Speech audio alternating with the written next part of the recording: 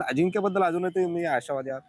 नक्कीच मला कारण का त्याचा जो स्वभाव आहे आणि त्याची कमिटमेंट आहे ती मला नक्की आजही आशावादी राहायला भाग का पडतं, कारण का त्याची ती कमिटमेंट बदलली नाही. म्हणजे या सगळ्या विद्यार्थ्यात मला हा विद्यार्थी वेगळा का वाटतो की त्याची खेळापुरता त्याची जी कमिटमेंट आहे हं, हं. ती फार मोठी आहे. कारण तू बघशील तर आज तो नाही म्हटलं तरी 85 टेस्ट मॅचेस हो, खेळलाय. हो. आज त्याच्यातलं ऑस्ट्रेलियाचा त्याच्या दौऱ्यातलं ती कॅप्टन्सीमध्ये आपण जिंकलो.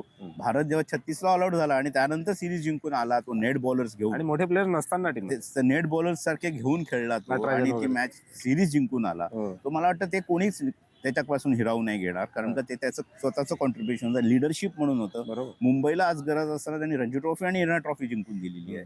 ह्या जनरेशनला तो स्वतः जाऊन क्रिकेटसाठी त्याची कमिटमेंट आहे. मला वाटतं त्याच्यासाठी कारण मला एक माझी स्वतःची इच्छा अशी वाटते की की इवन अजिंक्य आणि पुजारा ह्या दोघांचं योगदान एवढं मोठं आहे की त्यांचं सेंड ऑफ चांगल्या पद्धतीने होऊ शकलं ऍक्च्युली असतं. ते डिझर्व करतात. ते डिझर्व करतात की ऑस्ट्रेलियामध्ये तुम्ही बघितलं की नक्कीच तुम्हाला पुढच्या पिढीला त्यांना द्यायचं, पण ह्या जनरेशननी ह्या दोघांनी जे भारतासाठी योगदान दिलं त्यांना तुम्ही सांगून सांगा ना की ही लास्ट टेस्ट मॅच आहे, तुम्हाला ही दिली आहे, एक चांगल्या पद्धतीने त्यांना सेंड ऑफ द्या की आयुष्यात नंतर त्या क्रिकेटरला ती खंत राहते. कारण मला आज जाणवतं की मी इंडिया खेळलो होतो, आपण कसे गेलो, काही कोणी काय सांगितलं नाही गेलं की बस तू नाहीयेस, संपला विषय.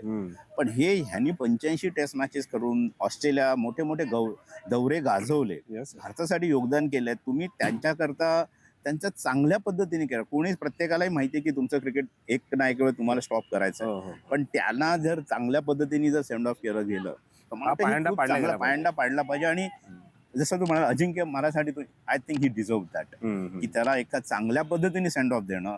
कारण का त्याचं हे एक आदर्श मला वाटतं IPL खेळून सुद्धा त्यांनी स्वतःचं डोकं जागेवर ठेवणारा जर कोण विद्यार्थी असेल तर तो